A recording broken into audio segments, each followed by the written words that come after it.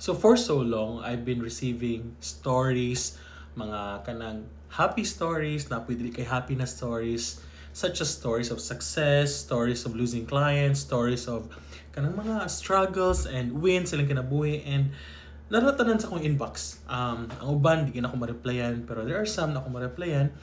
And with that, I thought of, why not I share it to everyone? Pero of course, di lang ko i-share ang pinaka-detalyado or mga details kayo, kaya di po ko gusto nga kanang kanang ma-expose ang ilahang mga identities. Although most of them, I think siguro 90% of them would tell me naman nga okay ra sila nga i-share. Pero this first episode of VA Confessions or VA Stories, I wanted to share about this kanang story nga dili kay siya kanang ayo may tabo sa tanan ba og daghan naka-experience ani. This is a story of isa ka VA nga iyahang gitabangan ang iyahang friend nga makasulod sa iyahang gitrabahoan nga kliyente. No, very familiar. And I think na may idea sa may tabuan later on. Pero, di ba, most of us ginahimo ni with people that we truly care, kanang mga tao nga closest to gusto na to sa tabangan, of course wanang ato sa gipasulod. So well, this is how the story goes. This person, let's name him Jerry. Si Jerry usa ka 27 years old, taga Cebu, taga Bogo, Cebu. Naa siya barkada nga kanang kuan ba, nanay pamilya. Si Jerry magod single pa. Si Jerry 27, yang amigo, same age sila, pero yung amigo na ito ka anak. Yang amigo kay nagtrabaho, kanang mga unsa-unsa lang ginasudan nga trabaho ba. And napansin ni sa yung amigo ni Jerry nga murag nagahinihinig improve kinabuhi ni Jerry, kay of course he is kind of earning well karon after 2 years of working as a VA. Ninghangi siya nga, bay, basig pwede ko nimo ta pasudlon. So si Jerry pod, of course, wanting to help his friend, this guy, ihaning nakaila sa eskwelahan pa before, yung gitabangan, gipasulod niya sa trabaho. So, pareho sila nagtrabaho. Tapos, nahitabo kani. After a few months, siguro 5 to 6 months, pansin na niya nga, murag, naaligi something tension between them. Kay, sa sugod manggod, kanamigo ni Jerry, kay iyahan ni ginamanage. Si Jerry, bali ang nag-train sa yaha, si Jerry pod katudlo sa yaha. So, most often than not, kaning amigo sa yaha mangutana. Of course, sa sugod, okay ang tanan. However, kadugayan, mapansin niya nga murag lain lagi ni siya tono lagi pag kanang masawayan ba kanang ma-correct. And of course, parte pa sa trabaho na ma-correct talabaw nag di pa man ta expert. So wala niya pa ng balinga, yarang gipasagdan. Then later on, matingala siya kay dili na mangutana sa iya. Diretso nagpangutana sa iyang kliyente. So, ay kliyente karon, matingala pud mo na nga, Jerry, di ba ikaw man dapat mag-train? Ani nganong wala pa siya kabaluan? Nganong wala siya kabaluan nga process? Nganong wala siya kabaluan sa pangitaon nga files? Nganong wala siya link ani? So si Jerry karon natingala siya, wala siya ngayo sa kuha, wala siya giingon sa kuha. So wala kabalo si Jerry. So of course, he is also trying to protect his friend.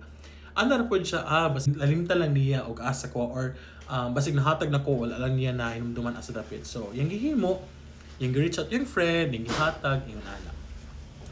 After a while, so this Jerry, this guy Jerry, naasad siya of course, as you are learning the ropes sa trabaho, you'd start being better na karon and looking for more jobs, landing more clients. So, of course, na-share niya sa amigo nga, oy, napod biya ako laing mga side gigs diri inani ginahimo. Pero of course, dili ni siya maka-apekto sa akong trabaho, sa atong trabaho together. Na unsa may nitabo karon nga kaning amigo gisnitch man siya. Gisumbong siya sa kliyente nga naa siya lang trabaho.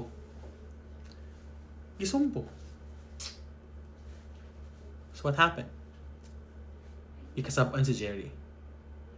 Which, wala siya gitanggal.